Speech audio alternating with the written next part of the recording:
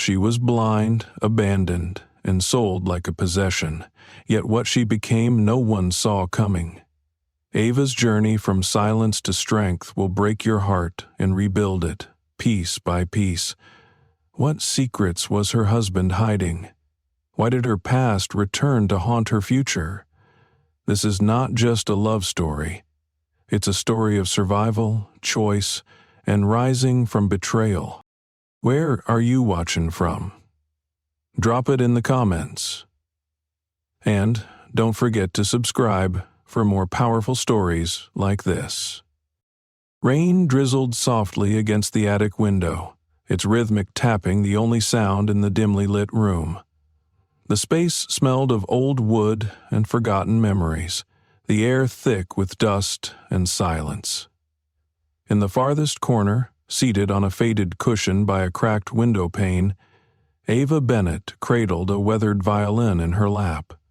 Her fingers, long and graceful, moved instinctively across the strings, coaxing out a haunting melody that wrapped around the rafters like a ghost from the past. The notes she played weren't written on any sheet. They came from deep within. The sound of loneliness, of dreams left behind. Her head tilted slightly as she listened to the vibrations. Her clouded, unseeing eyes pointed toward the light she could no longer perceive. The music was her vision now.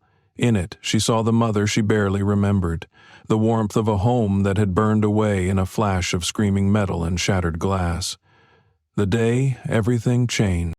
The accident had taken her sight and her parents in one cruel breath. All that remained was Ava, and the world had not been kind since. Downstairs, in the warmth of the main house, her Uncle Ronan was pacing the kitchen. His jaw clenched, and a half-smoked cigarette dangled from his lips, trailing ash onto the floor he never bothered to clean.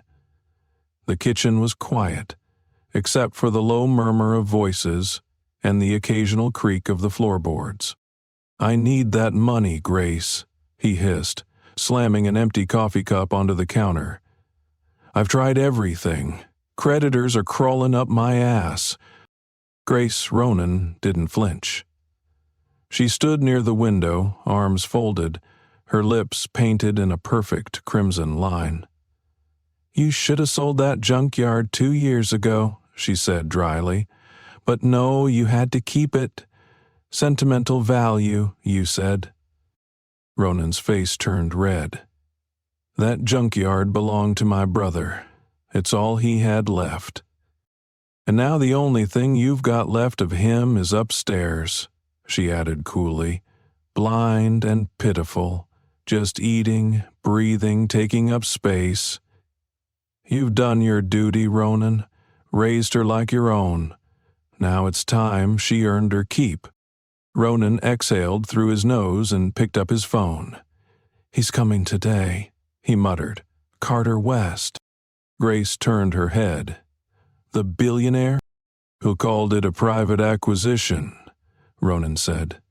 "Off the record, no paperwork. He wants her, blindness and all. Don't know why, don't care. 25 million. Gresson's eyes widened. "He's paying 25 million? For her?" "I told him it would be a marriage. Said he could dress it up however he wanted. Just enough of a cover story to keep people from asking questions."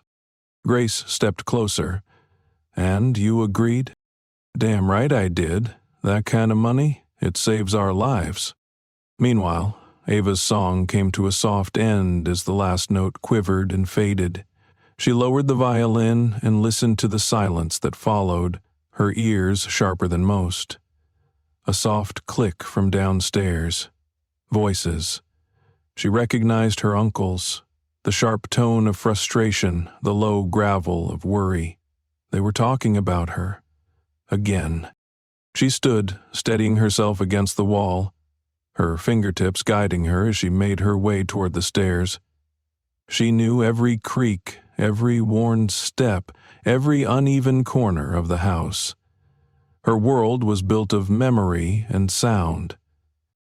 She stopped at the top of the stairwell, the voices below rising just enough. "I don't get it," Grace said. "What's he going to do with a blind wife?" Ronan laughed bitterly. "He said she was different. That he's tired of models and actresses who only care about his money. He said he wants someone real. Whatever that means. Hell, maybe it's a fetish." Ava felt the blood drain from her face. She stood frozen, one hand clutching the railing, the other over her chest where her heart hammered violently. They were selling her. They had sold her. Her uncle. The man who had held her hand when she cried for her mother. The man who had taught her how to pour milk without spilling. The man who told her she was safe now. 25 million. Her knees trembled.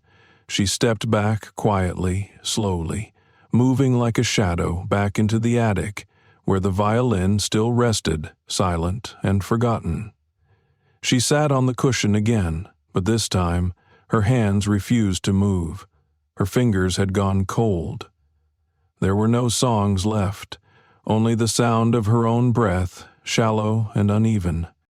She didn't cry. Not yet. The betrayal was too fresh, too enormous. She needed time to feel the weight of it. Hours later, a black car rolled up the gravel driveway, its engine purring like a panther. Ava heard it from the attic window. She sat perfectly still as footsteps crunched the gravel and the doorbell rang downstairs. Doors opened, voices murmured. Then another voice, deep, smooth, and unfamiliar. "I expected something more modest," the man said. "This house is rather sad, Ronan." "Yeah, well, money's tight," Ronan muttered. "She's upstairs." A moment of silence. "May I see her?" Ava heard the footsteps coming, 2 sets, one heavy and familiar, the other light, deliberate. She stood, back straight, her fingers finding the violin by instinct. The door creaked open. "Ava," her uncle said, trying to keep his voice soft. "There's someone here to meet you." The man stepped forward. His cologne arrived before he did. Crisp, expensive, foreign. She could feel his presence, like a ripple in the air. There was a pause. "Ava Bennett," he said slowly, as if tasting her name. "I'm Carter West." She didn't reply. Her hands clenched the violin tighter. She had imagined many things, but not this. Not being appraised like a sculpture or rare instrument. "You're beautiful," he said, his voice level. "Even without your eyes." Ava's head snapped toward him. "You mean without my sight?" He paused, taken off guard. "Yes, of course." "What do you want from me?" she asked. Carter stepped closer, but not too close. "To offer you a new life." She laughed quietly, bitterly. "That's what they're calling it now? I can give you everything you've never had. Safety, luxury, control." "Control?" Her voice rose. "Like I had a choice in any of this?" Ronan stepped forward. "Ava, don't make this harder than it is." Carter raised a hand to silence him. "Let her speak." The room fell still. Ava drew in a slow breath. "Why me?" Carter didn't answer right away. "Because I see something in you. Something the world's ignored." She shook her head. "You don't know me." "No," he said softly, "but I will." Then he turned and left, as if the matter were settled. Ronan stayed behind. "You'll be taken care of, Ava. Better than we ever could. This is what's best for you." She didn't respond. Her fingers went to the strings of the violin. one soft pluck, a broken note, then silence. That night, Ava sat alone by the attic window. The rain had stopped, but the sky was heavy and gray. She thought of her mother's voice, warm and kind, telling her bedtime stories when the world still made sense. She thought of the night her world went dark and how, in the years that followed, she had learned to survive in silence. Now, that silence had turned into a cage. Her uncle had sold her to a stranger, and tomorrow she would become someone's wife, not because she chose to, but because someone had signed a deal with her life.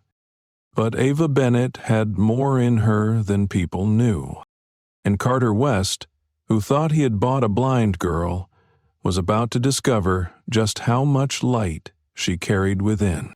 The morning light filtered through the attic window, warm and golden, but it meant nothing to Ava.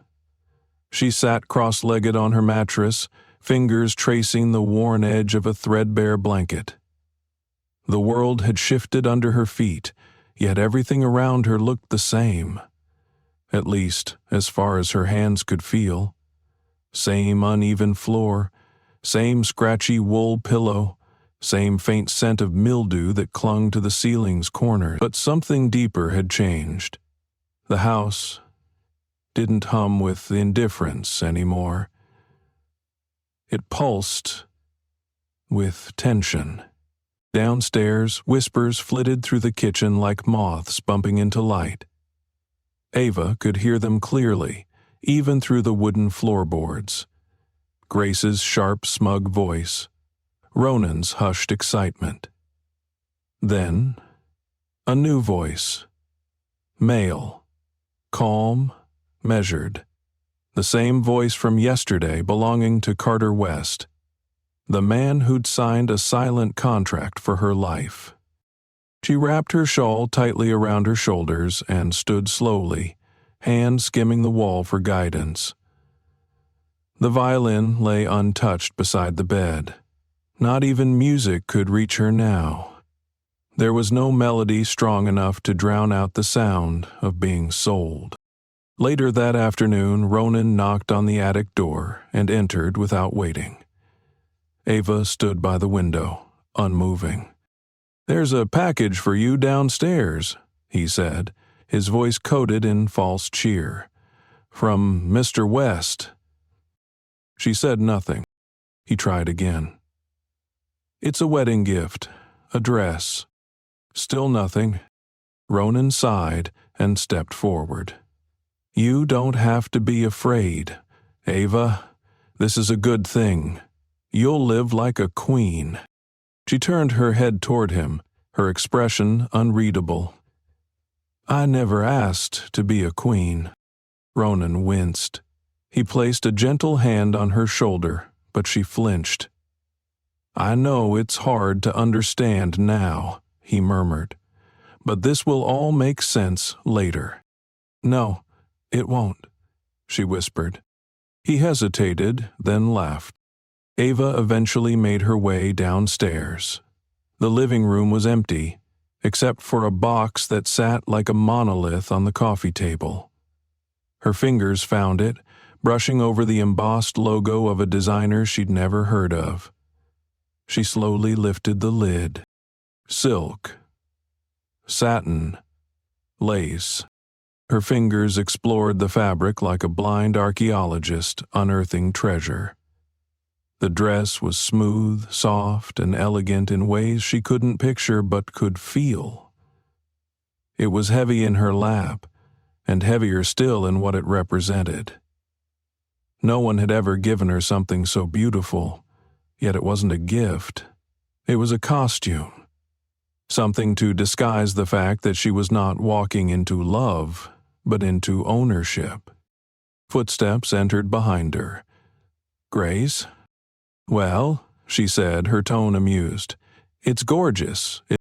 Ava didn't turn. "Why is he doing this?" "Because he can," Grace replied, as if it were obvious. Because men like Carter West don't ask for things. They take them. Ava stood, the box still open beside her. And you're just fine with that? Grace chuckled. Oh, sweetheart, if I had $1 for every girl who wanted to be in your shoes, I'd be richer than Carter himself. But I don't want to be in these shoes, Ava said softly. Doesn't matter, Grace said, her heels clicking away across the floor. You're in them now. That night, Ava lay awake, the dress folded neatly beside her bed. She reached for it once, ran her fingers along the hem, then pulled her hand away as if it burned. She wondered what color it was. Pink, Ronan had said. Soft pink. She didn't know what that looked like anymore. Her world had been drained of color years ago, and no fabric could bring it back. In the middle of the night, she dreamed. She stood on a shoreline, waves lapping at her bare feet, and in the distance a man stood with his back turned. She walked toward him, calling out, but he didn't hear. He simply kept walking into the ocean until the water swallowed him whole. She woke up gasping, her pillow damp with sweat and tears. The next morning was silent, the kind of silence that meant something big was about to happen. She dressed in plain clothes and went outside to the garden, her walking stick guiding her toward the small iron bench by the lilac bush. The air was cool and smelled of wet earth and fading flowers. She sat, letting her mind wander. A breeze lifted her hair. For one fleeting second, she pretended she was free. She didn't hear him at first. Carter approached quietly, his shoes crunching the gravel. He stopped a few feet away, unsure if he should speak. "You came back," she said, startling him. He cleared his throat. "I did." They stood in silence for a moment. "I sent the dress," he said. "I know. Did you like it?" "It's beautiful," she replied, "but that doesn't change what it means." Carter exhaled. "I'm not trying to hurt you, Ava." "Then what are you trying to do?" she asked, turning her face toward his voice. "Why, me? You don't know me." "No, I don't," he admitted. "But I saw you. That day your uncle sent me a photo. You were playing the violin. I watched a video of it. No sound, just you, alone. And I don't know what it was, but I couldn't stop watching."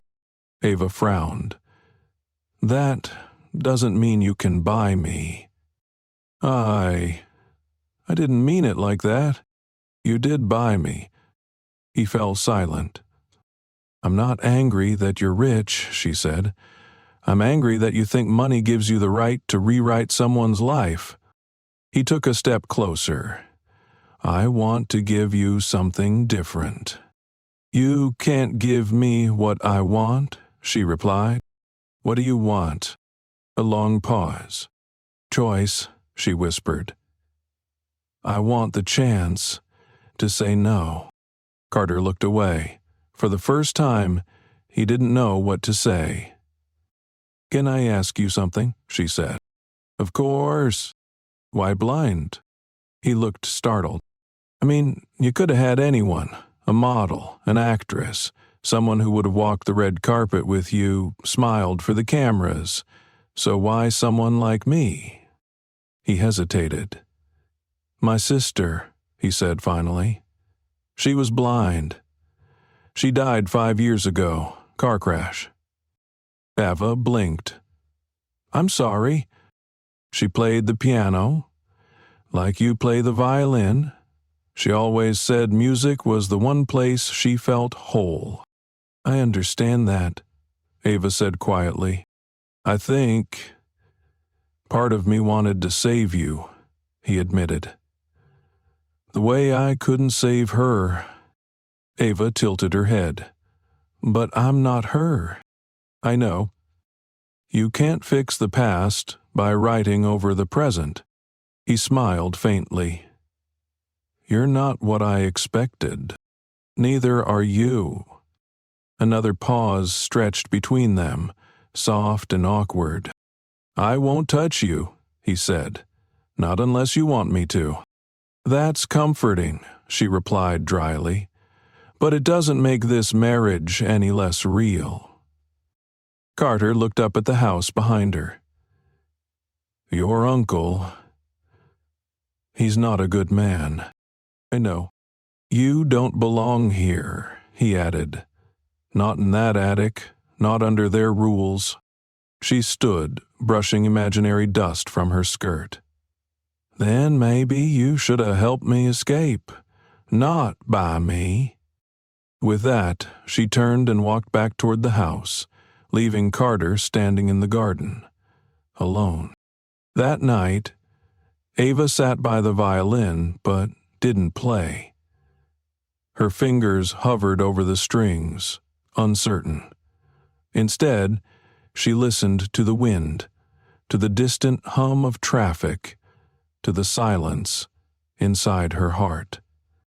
Tomorrow was the wedding, and no matter how beautiful the dress, no matter how expensive the venue, no matter how soft Carter West's voice became, she would always remember how it started, with a deal, a prize, and a choice she never got to make. The sky above the cliffs was painted in bruised shades of blue and silver, the clouds like slow-moving ships drifting across a sunless sea. Somewhere far below, waves crashed against jagged rocks, their steady roar rising like a heartbeat beneath the surface of an otherwise perfect day. But Ava couldn't see the view.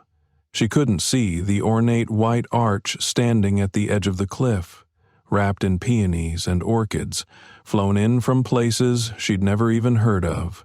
She couldn't see the golden chairs lined in symmetrical rows, or the guests sipping champagne while trying to hide their curiosity. All she could feel was the breeze brushing her skin and the way her pulse thudded in her ears like a warning she couldn't ignore. The dress fit perfectly. Of course it did. It had been measured, tailored, altered to her shape, with a precision that bordered on surgical. It clung to her slender frame, soft and whisper-light, with delicate beadwork that shimmered in the sunlight. Though Ava could only imagine how it might sparkle, a woman had spent 3 hours that morning styling her hair, curling it into soft waves that framed her face, adding tiny crystal pins she couldn't feel but could hear click faintly when she turned her head. The makeup artist had worked in total silence, dabbing and dusting and highlighting as if Ava were a blank canvas instead of a person. No one had asked what she wanted. No one had told her what time the ceremony would begin. They simply moved her through the morning like a prop in a scene already scripted. Now, standing behind the heavy glass doors that led to the ceremony site, she heard music swell, a string quartet playing something grand and emotional, a violin. It sounded almost like hers. That was when the doors opened and someone gently took her hand. "Are you ready?" a woman's voice asked, falsely sweet. Ava didn't answer. She simply stepped forward. The aisle stretched before her like a runway. Soft petals had been scattered across the floor, cushioning her footsteps as she walked slowly, her hand resting lightly on the arm of a man she didn't know. Not Ronan, not Carter. A stand-in, a friend of the family, who'd been paid to walk her down the aisle because Ronan had decided at the last moment that it would be too weird. Grace hadn't even shown up. Ava didn't care. The whispers started as soon as she appeared. "That's her. She's blind. She's beautiful, though." She couldn't see the faces turned toward her, but she could feel their eyes crawling across her skin, analyzing, dissecting. The music carried her down the aisle until, at last, she stopped beside him. Carter West. He didn't say anything, not even a hello. Just took her hand, cool and steady, and placed it over his own. His cologne was the same, sharp, clean, powerful. He wore a suit, tailored no doubt, and she could sense the firmness in his posture, the practiced calm in his breathing. The officiant began to speak, his voice deep and theatrical. "Dearly beloved, we are gathered here today to witness the union of—" Ava stopped listening. Her mind wandered to the ocean below, to the sound of gulls circling high above the cliffs, to the cold stone floor of the attic where she used to sit and dream of other lives. She wasn't here. Not really. She was floating somewhere else entirely, disembodied, watching herself from afar like a character in someone else's story. She heard her name, then Carter's, then a pause. "Vows," he began. Carter spoke clearly, smoothly. His words were perfectly measured, every syllable clipped and formal. "I, Carter West, take you, Ava Bennett, to be my lawfully wedded wife." His voice didn't falter, but it didn't warm either. It was a business transaction delivered through poetry. The guests smiled. Some dabbed at their eyes. Ava remained still. When it was her turn, the officiant repeated the words for her to say, and she echoed them dutifully, her voice soft and devoid of emotion. "I, Ava Bennett, take you, Carter West." There was no trembling in her voice, only silence where conviction should have been. The rings came next. Hers slipped gently onto her finger by Carter's hand, his skin smooth and cold like river stones. She found his ring and hesitated for a moment before sliding it onto his finger, feeling the tension in his knuckles, the way his hand clenched just slightly before relaxing again. "You may kiss the bride," the officiant said. Carter leaned forward, brushing his lips softly against her cheek. Not her mouth, not even her forehead, just a light, obligatory gesture that felt more like a signature than affection. The guests applauded. Ava smiled faintly. Not for them, but to complete the performance. As the music swelled again, Carter took her hand and led her away from the arch, away from the stairs, down a winding path of white stone steps toward the reception area. She moved carefully, heels clicking, heart pounding. The cliff's edge loomed dangerously close, though she trusted the path would hold. The reception was more extravagant than anything she could have imagined. Through scent and sound alone, Ava gathered pieces of the scene. Glasses clinking, laughter bubbling, waiters weaving through the crowd with trays of hors d'oeuvres, the faint thrum of jazz mixing with ocean wind. The guests congratulated her in passing, though none spoke directly to her. She was the bride, but she might as well have been invisible. At one point, a woman stopped to compliment her. "You look stunning, Ava. That dress is divine. Carter's lucky." Ava tilted her head. "Am I lucky too?" The woman blinked, laughed awkwardly, and walked away. She sat beside Carter at the head table, untouched wine in front of her. He spoke to his associates, old money friends and polished women in diamonds. Every so often he would glance at her, offer a smile, but he didn't touch her hand again. Finally, when the sun had begun to dip below the horizon, Carter stood and whispered something to the man beside him. Then he turned to her. "It's time." She nodded. The staff guided them to a waiting black car, sleek and humming softly, its windows tinted like obsidian. Carter opened the door for her, helping her in. The leather seats were cool against her skin, the interior infused with the faint scent of cedar and something richer, amber perhaps. He got in beside her but said nothing as the car pulled away. Ava leaned her head against the window, feeling the vibration of the road beneath her skull. Her thoughts drifted to the ocean again. The cliffs. The moment her name was spoken aloud to a crowd of strangers who didn't know her, didn't care about her, and probably wouldn't remember her name by morning. She was married now. Wife to a billionaire. Owner of nothing. The drive was long and silent. Outside, streetlights blinked past like ghosts, and the night swallowed the landscape whole. Eventually, the car turned into a driveway so smooth she barely felt it, the sound of tires crunching fine gravel, the faint click of security gates closing behind them. Carter stepped out and opened her door. "We're here," he said. She took his hand, stepped out, and felt the change instantly. The air here was different, cleaner, quieter, but colder somehow. The mansion loomed before her, massive, unseen but felt. She could sense its size by the way her steps echoed, the way the silence pressed in like thick velvet. Inside, the scent of marble and money overwhelmed her. She could hear her footsteps bouncing off walls and chandeliers.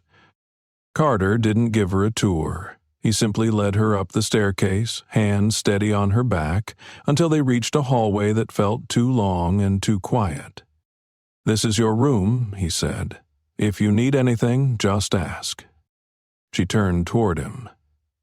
"Is this where I'm staying? Separate rooms?" He paused. "Yes." She didn't ask why. She didn't need to. He left her there, standing in the doorway. The silence wrapped around her like a cloak, heavy and strange. Inside, the room was cold. She moved slowly, hands brushing over surfaces. Silk bedding, carved furniture, scented candles arranged neatly on a tray. Everything was perfect, and nothing was hers. She stood there a long time before finding the edge of the bed and sitting down. Then, finally, she cried. Not loud, not dramatic, just a quiet release of everything she'd been holding since the day her name became a price tag. Somewhere in the house, Carter sat in a dim library, glass of scotch in his hand, staring at the fire. He didn't know what he'd just done. And Ava, now Mrs. West, was trying to remember the sound of her own voice before the world went quiet. The morning after the wedding arrived like a ghost, silent, unwelcome, and impossible to ignore. Ava awoke in the enormous bed, still dressed in her nightgown from the night before, its delicate fabric wrinkled and twisted around her legs. Her eyes fluttered open, though they saw nothing. The darkness wasn't frightening anymore. It was simply familiar, like an old coat she had long since grown into. The room around her was quiet. Too quiet.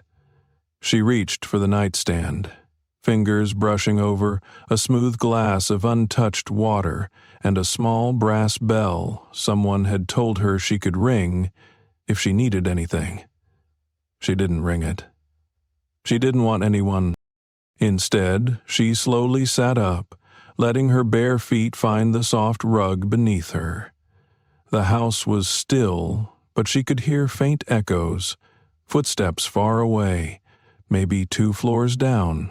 Nothing close, nothing watching her, at least not yet. She rose to her feet and began to explore, hands sweeping the walls, every texture a silent road map. The door opened easily, and she stepped into the hallway. The scent of polished wood and rose oil hung faintly in the air. The corridors stretched endlessly in both directions, like a maze built for someone with perfect vision. Still, Ava moved with purpose, her steps careful but confident. The mansion had been described to her the night before in vague terms. 10 bedrooms, 3 kitchens, 2 libraries, a solarium, and something called the East Wing, which she wasn't required to visit. That alone made her curious. But it wasn't the east wing that drew her now. It was the faintest sound. Music. Soft, distant, like a lullaby played beneath water. She followed it, down the hall, down a curved staircase, through a pair of heavy double doors that weren't fully closed. The air grew cooler, older. The scent changed from rose oil to something deeper, cedar, parchment, memory. When she stepped inside the room, her breath caught. She knew this was the music room, even before she touched the edge of the baby grand piano. She could feel the soul of it pulsing in the air. The ivory keys waited, patient and dustless. The air vibrated faintly with silence, as if the walls remembered every note ever played here. She reached out, her fingertips brushing the keys, and pressed one gently. A soft C.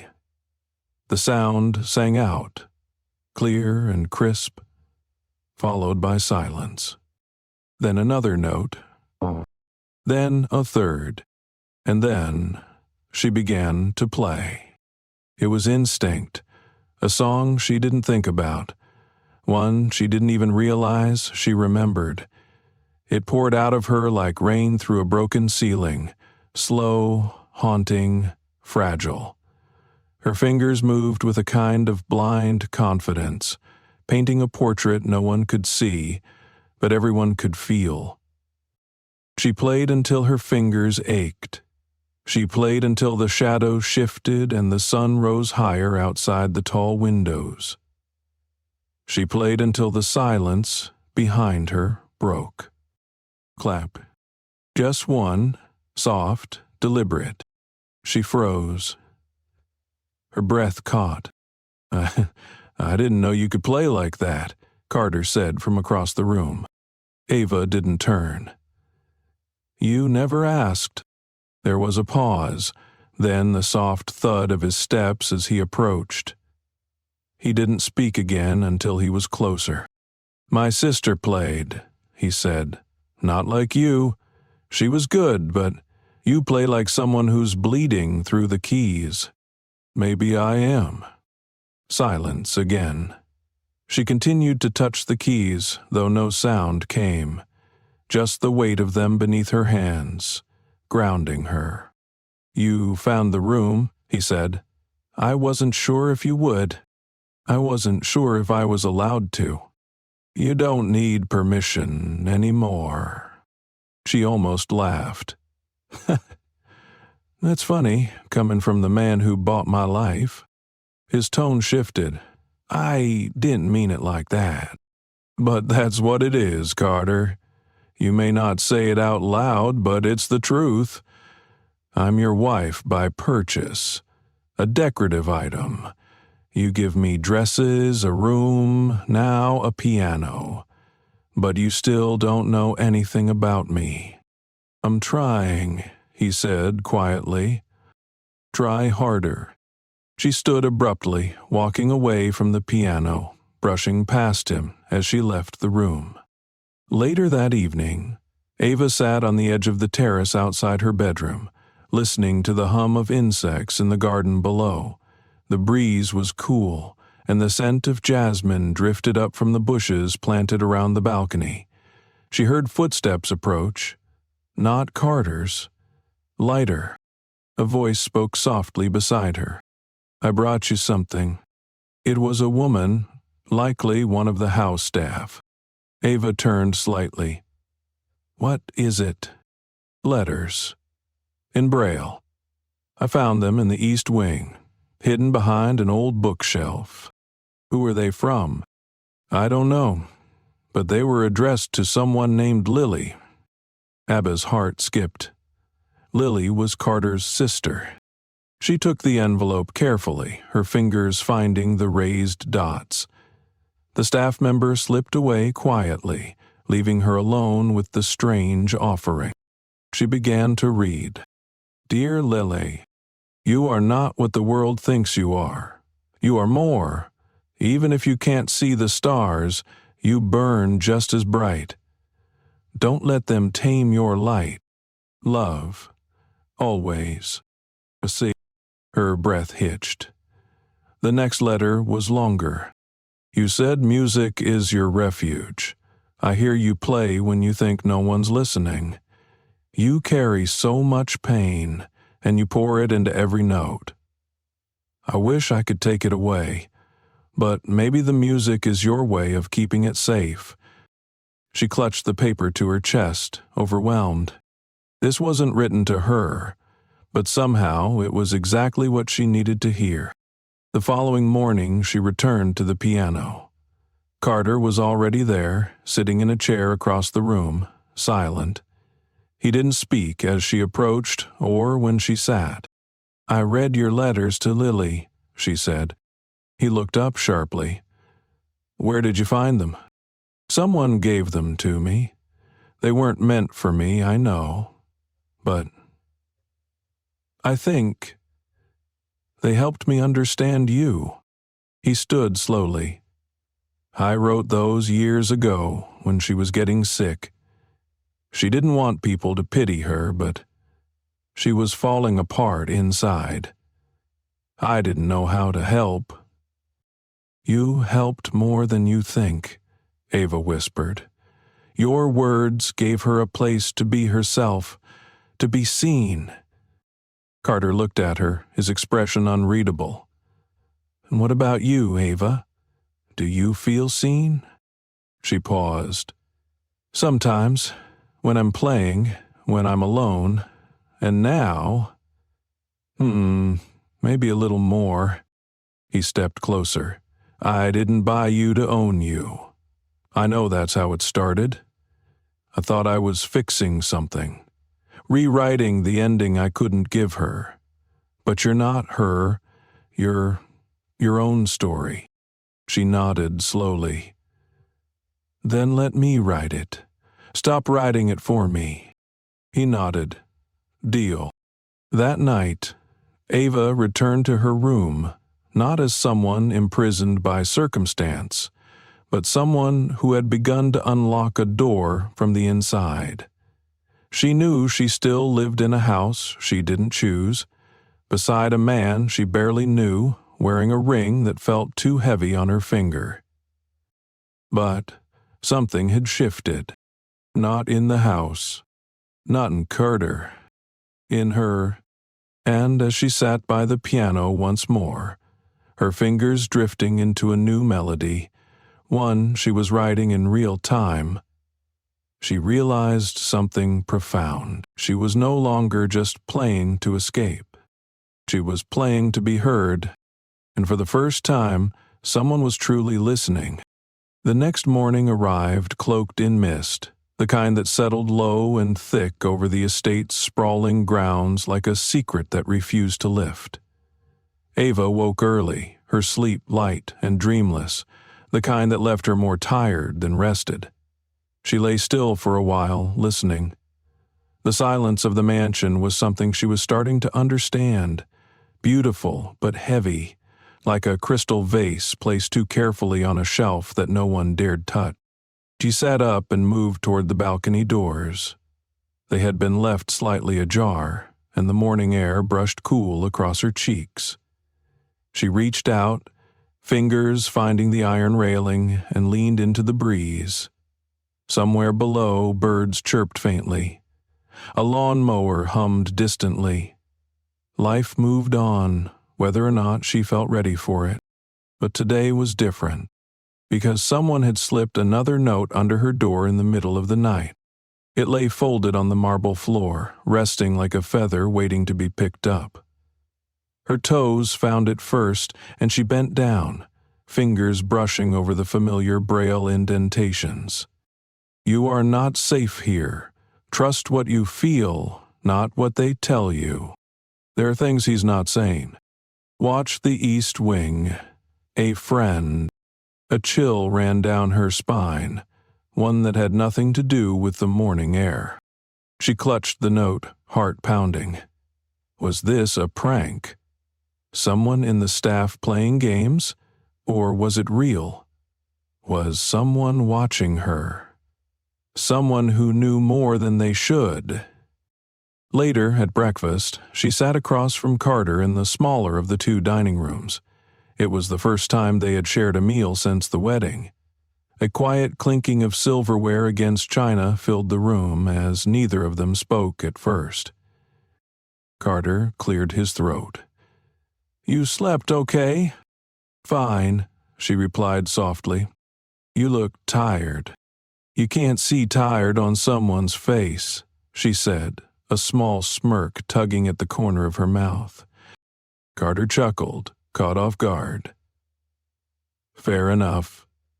Still, something seems off." "I got another note," she said bluntly. He looked up sharply. "What?" "Someone slipped it under my door last night.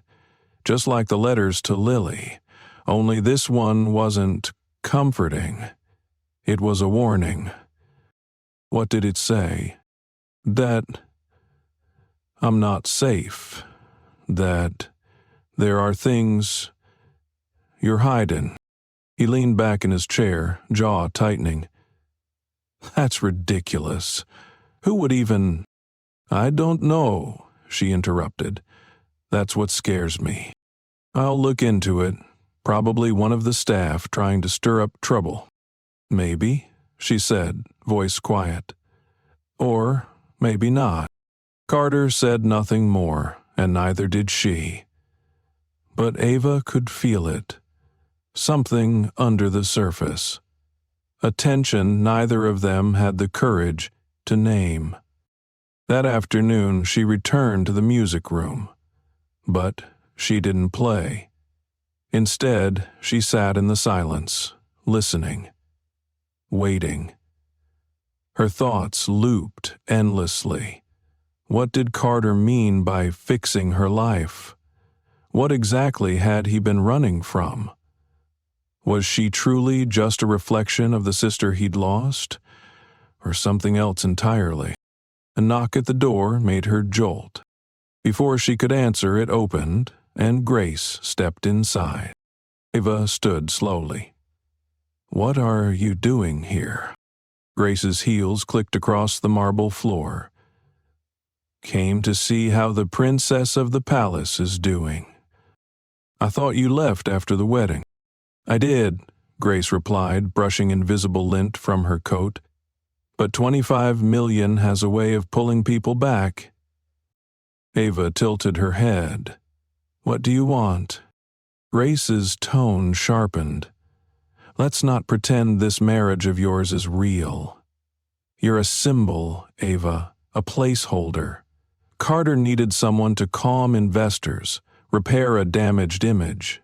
And you, blind, tragic, mysterious, fit the bill perfectly."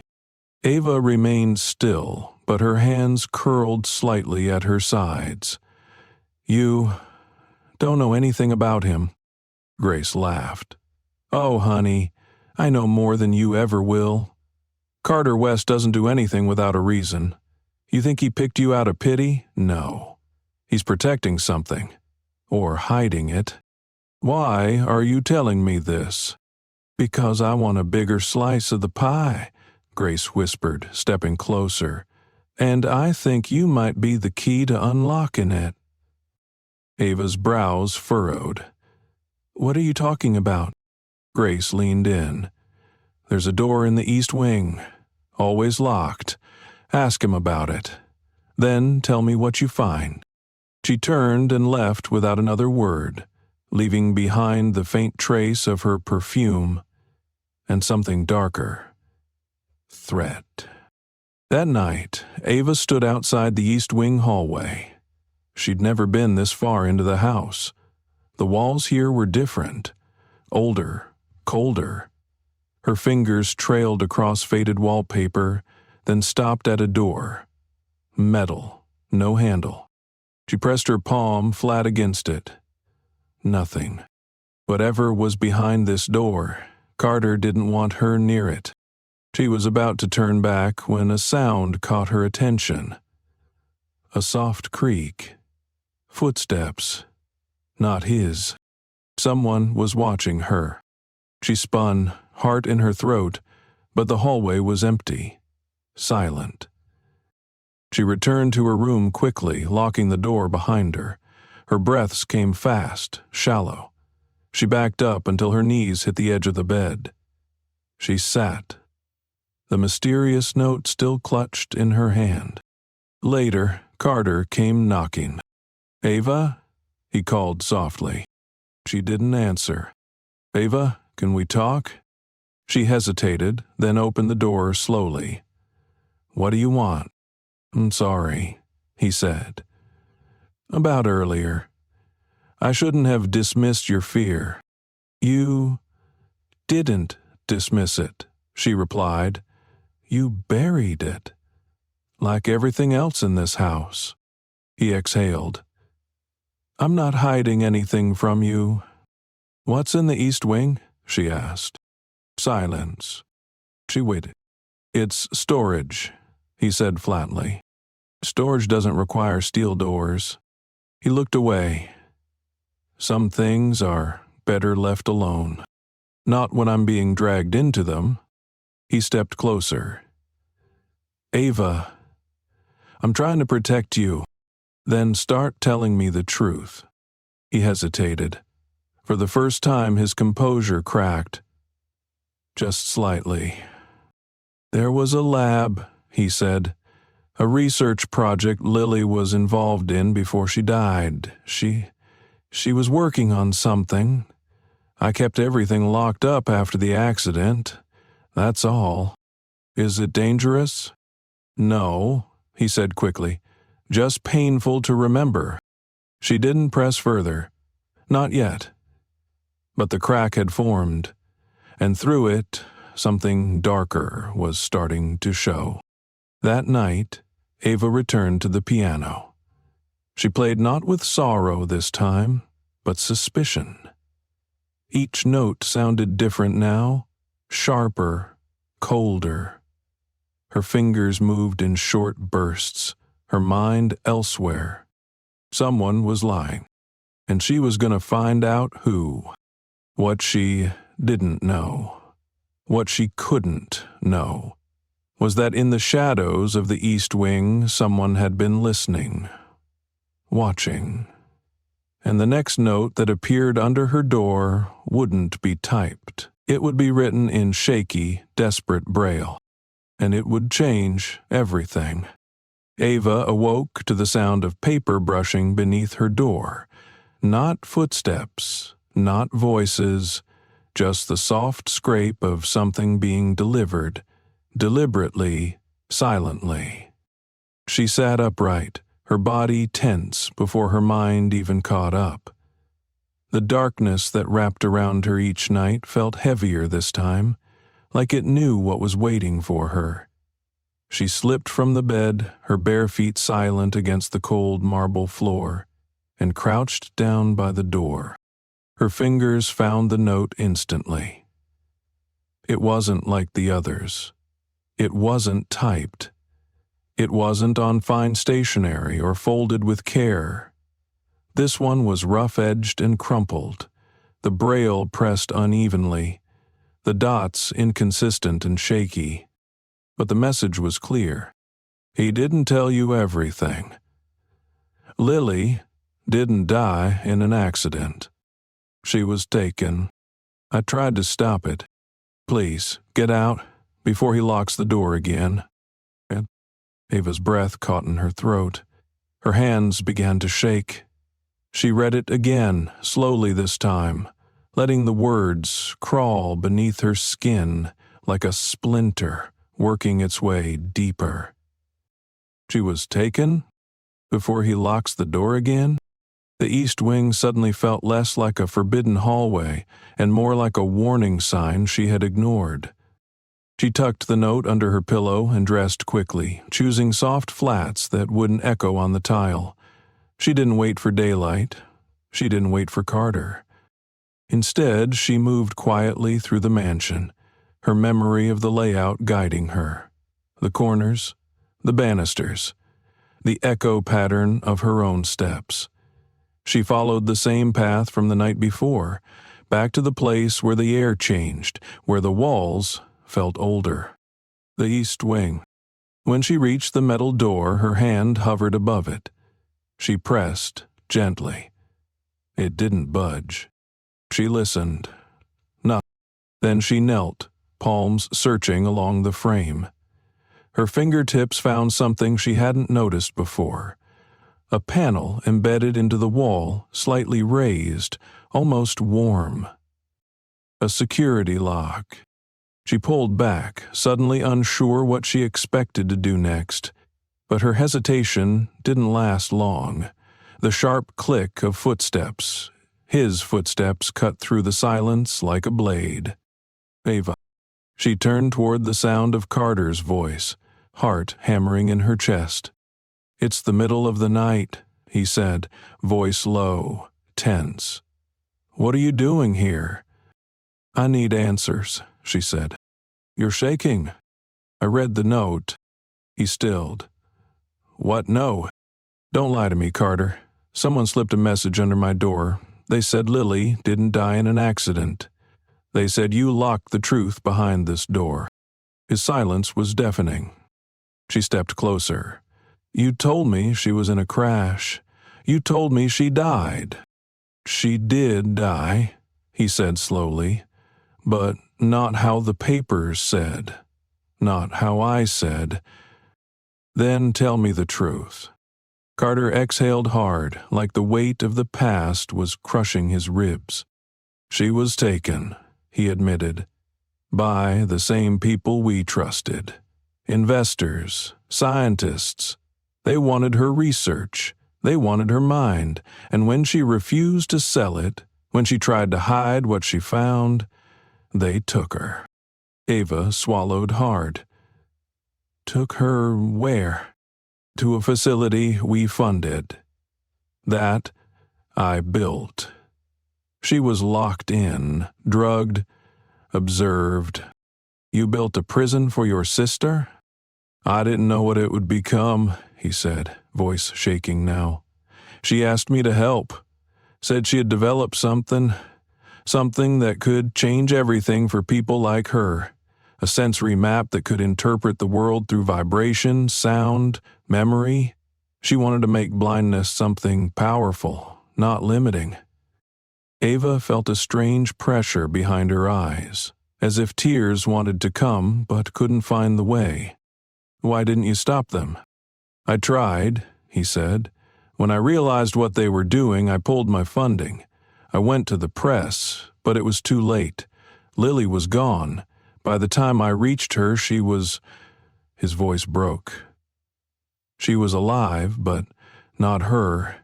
She didn't speak. She didn't move. She just played the piano." Ava stepped back, her spine hitting the wall. The image of Lily, silent, broken, trapped, wrapped itself around her like frostbite. "She died in that place," he said, "and I buried her memory here, behind that door. I couldn't destroy it, couldn't look at it either." "And now I'm your replacement?" Ava asked, her voice trembling with disbelief. "No," Carter said quickly. "I brought you here because when I saw you play, when I saw you survive, blind, alone, stronger than anyone I'd ever met, I thought maybe I could give you the ending she never had, a safe place, a new life." "You didn't give me a new life," Ava said.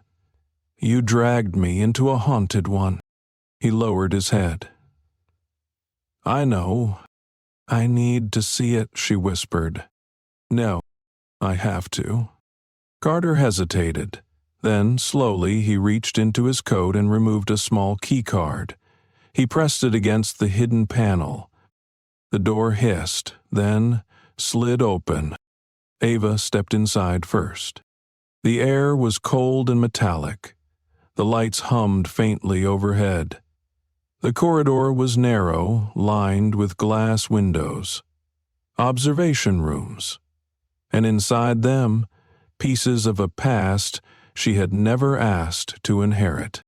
One room held a white piano untouched, its surface covered in fingerprints no one had cleaned. Another had stacks of journals, some torn, some burned. There were photographs pinned to a board. Lily, younger, smiling. Then Lily, older, eyes hollow, surrounded by machines and wires. Ava turned away. At the end of the hallway was a final door. This one unlocked manually. Carter stepped past her and twisted the latch open. The room was small, simple, and there, sitting in the center, was a wheelchair. Empty. I kept it, Carter said quietly. Because it was hers. Because part of me still thinks she's here, somewhere. Watching. Waiting for me to do something right. Ava walked slowly into the room. Her hand found the arm of the chair. She ran her fingers over the fabric, the curve of the seat, the cold of the frame. She loved you, Ava said softly. I know, Carter whispered. But you have to stop running from her. You can't bury the truth and call it love. He didn't respond. Later that night, Ava returned to her room. She lay in bed, staring into the darkness, heart heavy with questions and images she couldn't shake. She thought of Lily's journals, the piano, the expression in Carter's voice when he spoke of guilt. But more than anything, she thought of the note, the one signed with just a letter. Yeah. She sat up suddenly. Matthew. The name struck her like lightning. Her cousin. Ronan's son. He had always been cruel, quiet, slippery. Had he followed her? Was he the one slipping notes through the halls of a house that wasn't his? She stood, crossed the room, and opened her window. The night air rushed in. Somewhere, someone was watching, and the next note they sent might not be a warning. It might be a trap. The morning light spilled across the marble floor like liquid gold, but Ava felt none of its warmth. She stood by the tall windows in silence, her fingers wrapped tightly around the latest note, its words now committed to memory, burned into her like a brand she couldn't scrub away. He didn't tell you everything. Lily didn't die in an accident. She was taken. And the signature M. Matthew. It had to be him. Her cousin. The boy who used to hide her cane and laugh when she stumbled. The boy who watched her like she wasn't quite human. He'd vanished after the wedding, said to be working abroad according to Ronan. But if he had been in the house, slipping notes under her door, what was he doing now? And, more importantly, why warn her? She didn't have answers, only instincts. And they told her she was out of time. Carter hadn't spoken to her since the night he unlocked the east wing. After showing her Lily's chair, he had simply left, not saying another word. She hadn't seen him at breakfast, hadn't heard him pacing the floors. It was as if the house itself had swallowed him. But Eva didn't need him to act. She would act for herself. That afternoon, she made a decision. She went to the main office, what used to be Lily's private study, and found the desk locked. Her fingers brushed along the bottom edge of the drawers until she found a seam. She pressed it. Click. A hidden compartment slid open. Inside was a notebook. Worn leather, braille on the front. She sat down and ran her fingers across the dots, the pressure of each mark whispering back the voice of a girl she never met but somehow knew. They promised it would help people, that I'd be changing lives. But they lied. They took my invention and turned it into control. Sensory maps became tools of manipulation. Pain became data. Fear became a currency. I hear them whisper when they think I'm sleeping, about shutting me down, about how I'm too unpredictable. I think Carter suspects, but he's too late. They're going to bury me, and the only thing that scares me more than dying is being forgotten. Ava's hands trembled. She closed the journal and pulled it close to her chest. She didn't realize she was crying until she felt a tear hit her wrist. Lily hadn't just been silenced. She'd been erased. That evening, Carter finally returned. She heard the soft rumble of his car pulling up the drive, the sound of the front door opening, his measured footsteps echoing through the hall. She waited for him in the music room, Lily's journal still in her lap. When he entered, he looked exhausted, hollow. "You haven't eaten," he said. "I read her journal." He stopped cold. "I know what they did to her, Carter. I know what you tried to stop, and I know what you've been running from." He didn't deny it. "She was brilliant," Ava continued, "and they used her, just like they tried to use me. I never wanted you caught in this," he said, his voice low. "But I was. You brought me here thinking you were giving me a new life, but you were chasing a ghost. You wanted redemption, not love." He stepped forward, slowly. "And now, I want out," she said. Carter blinked. "What?" "I want to leave this house. I want to choose my own life. Not the one you bought for me, not the one they buried Lily in." His voice dropped. "Ava, I'm not your project," she said. "I'm not her shadow, and if you really care about me, you'll let me go." The silence that followed was suffocating. Then, finally, he nodded. "I'll make the arrangements," he whispered. "Tomorrow morning." Ava stood, heart pounding with both relief and dread. She wanted to believe it was that easy, but part of her knew the story wasn't finished yet. She returned to her room and began to pack the few things she could call hers: some books, her old violin, a scarf that still smelled faintly of lavender. She felt lighter, not free yet, but close enough to touch it. As night fell, the mansion seemed to grow colder, as if it too sensed the ending drawing near. Ava lay awake, staring into the black void that had been her world for years, and let her thoughts drift. That was when the scream shattered the silence. It was sharp, male, and close. "Carter." She jumped from bed, fumbling for her cane, but didn't need it to find the direction. She followed the sound through the halls, her bare feet cold on the marble, down the stairs, through the corridor, the east wing.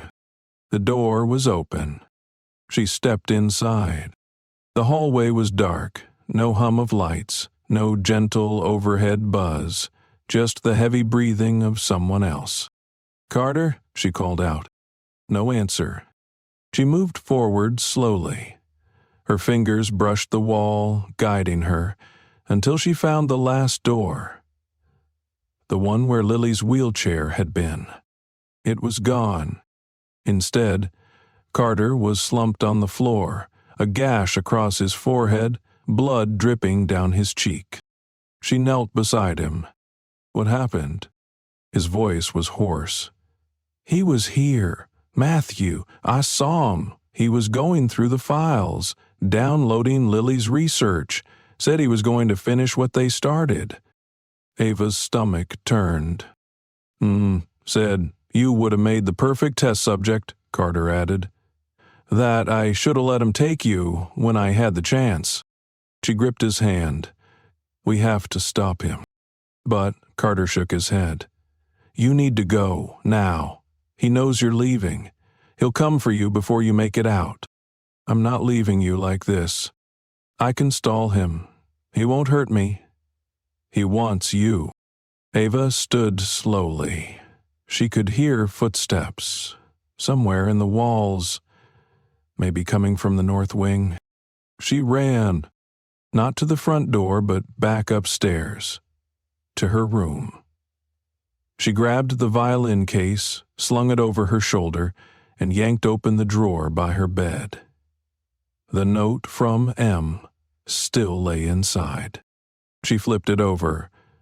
For the first time, she noticed something etched faintly into the back corner. Barely raised dots. Gordon. Her breath caught. Lily had encoded something in the paper. A location. She didn't know where it led, but she knew one thing. This wasn't just about memory anymore, or guilt, or love. This was a battle for truth, and she wasn't going to run. She returned to the music room, the one space in the mansion that still felt like hers, and sat by the grand piano. Her fingers hovered above the keys, but she didn't play. Not yet. Footsteps approached. Slow, intentional. The doors creaked open. "Hello, cousin," said a voice she hadn't heard in years, but recognized instantly. "Matthew, you've grown up," he said. "Still blind, still stubborn. What do you want?" "I want what's owed to me. Carter wasted her. He buried her brilliance out of shame. But you could be the next phase. You already have the gift. I've seen what you can do with sound." "You're insane," she said. "No," he said calmly. "I'm evolved." He took a step closer, and she heard the metal click of something in his hand. A syringe. "I don't want to hurt you, Ava, but I will, if it means restoring what was lost." She reached for the piano. "What are you doing?" She didn't answer. Instead, she played. The first note rang out like a scream, the second like a heartbeat. Then came the third, followed by a sound only she noticed. The high-frequency trigger Carter had once installed for emergencies. A silent alarm. Matthew stepped back, realizing too late. Doors burst open behind him. Security. Carter. On. "Don't move," someone barked. Matthew dropped the syringe. His hands lifted. Ava stopped playing, heart pounding, hands frozen mid-air. Later, she sat on the balcony, wrapped in Carter's coat, listening as the police took Matthew away. Carter joined her in silence. "You okay?" he asked. "I will be." "I meant what I said," he whispered. "You're free to go." She turned her face toward him. "And if I stay?" He didn't answer right away. Then we start over.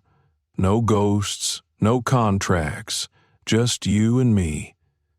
As equals. She reached for his hand. For the first time, she chose it. Not because she had to, but because she wanted to. 3 months had passed since the night Matthew was taken away in handcuffs, and Carter lay bleeding on the cold floor of the East Wing. The mansion no longer felt like a fortress or a haunted museum. It had transformed. Quietly, slowly. The first change was the music. Each morning, before the sun fully rose, Ava would take her place in the music room, fingers brushing the piano keys like an old friend. But the notes she played weren't sorrowful anymore.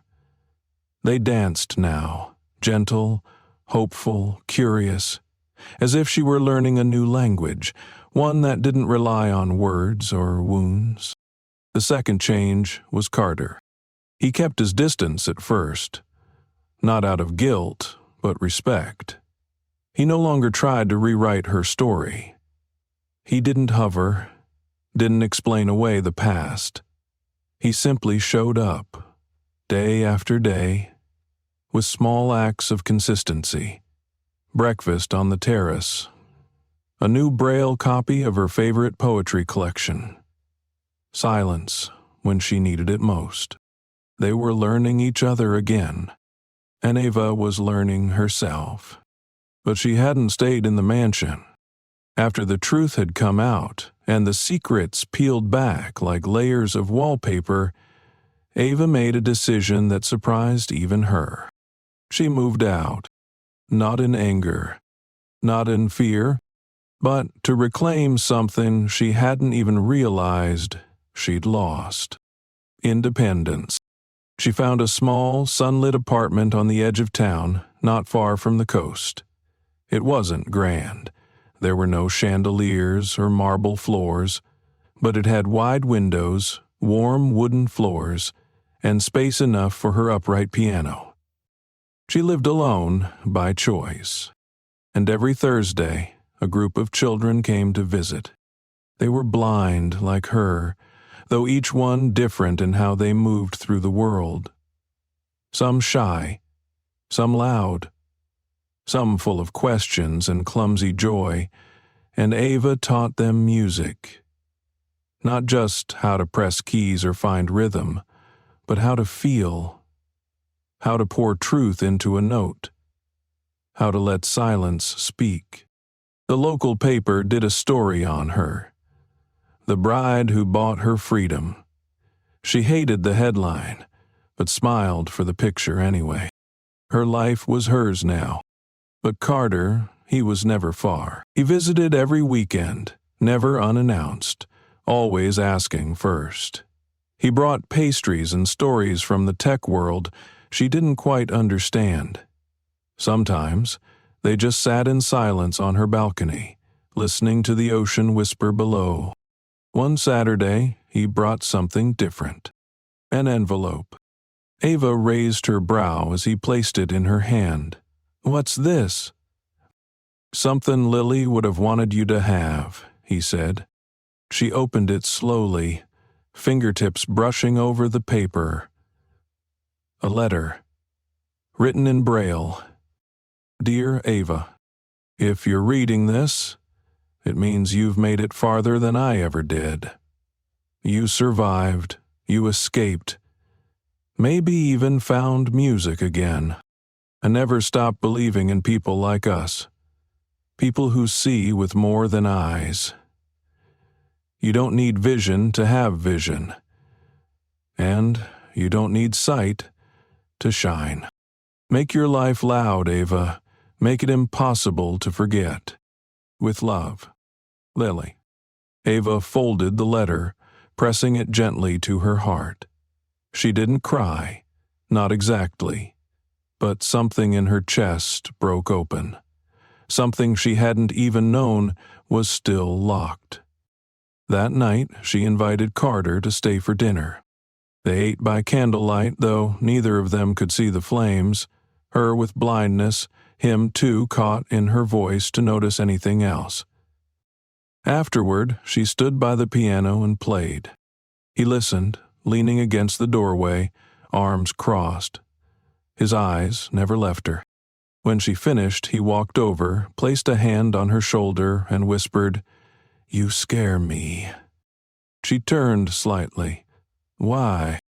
"Because the more I love you, the more I realize you don't need me." Ava smiled. "That's the only way love should work." He nodded. "Then I hope you'll let me stay. Not to protect, not to possess, just to witness." He reached up, fingers finding his. "Then stay." They didn't kiss. Not yet. But something deeper passed between them. Two souls who had crawled out of darkness, not to save each other, but to stand beside one another. Days turned into weeks, and the seasons began to shift. Summer leaned into autumn, and the wind turned crisper. Ava stood taller now, spoke louder. She laughed more, an unguarded ringing sound that seemed to light up every room she entered. She even performed once, a small concert at a local recital hall. Her students gathered in the front row, dressed in their best clothes, squirming with excitement. The audience didn't know what to expect. A blind girl with a violin and a story too strange to be fiction. But when Ava played, the room went still. No one breathed. She didn't perform for sympathy or redemption. She played to remember. She played for Lily. She played for herself. After the final note, the crowd erupted into applause. She stood slowly, bowed her head, and walked off stage, her hand steady on her cane. Carter was waiting backstage, holding a single white rose. "For the bravest person I know," he said. She accepted it. "It's a little cliché." He laughed. "So am I." That night, they walked by the water. Wind tousled her hair, and the sea crashed quietly against the rocks. "I never thought I'd have this," Ava said, her voice barely louder than the waves. "A life that was mine. Love that was honest." "It's not perfect," Carter said. "I don't want perfect," she replied. "I want real. I want to know that the dark days were worth something. That pain wasn't the end of my story." "It's not," he said. "Not even close." They stopped walking. She turned toward him, reaching for his face, fingertips mapping the lines she had come to know. The shape of his cheek, the curve of his jaw, the warmth of his skin. And then, gently, she kissed him. Not because she owed him. Not because she was finally his. But because in that moment, she chose to be hers, and in doing so, chose him, too. Somewhere in the distance, a gull cried out. The wind tugged at their clothes. The stars above, unseen, burned on in silence. Ava didn't need to see them. She felt them, just like she felt everything now. Every breath, every choice, every victory. The girl who had once been sold for $25 million was now priceless, unbreakable, unstoppable, and absolutely unforgettable. Thank you so much for staying until the very end of this story. Your presence here means more than you know. Ava's journey wasn't just about love or tragedy. It was about resilience, freedom, and the power of choosing your own path, no matter how dark the world around you may seem. Life will sometimes place us in cages built by others, but only we can decide when it's time to break free. Just like Ava, we all deserve a life not dictated by our past, our scars, or what others expect of us, but one shaped by our courage to dream, speak, and rise. We'd love to know, where are you watching from? Drop your country in the comments below. This community is growing every day, and your voice is part of it. If this story moves you, please consider subscribing to the channel. That way, you won't miss the powerful new stories we release every week. Stories that touch hearts, open eyes, and remind us of what it truly means to be human. Until next time, stay brave, stay kind, and never stop listening to your own voice.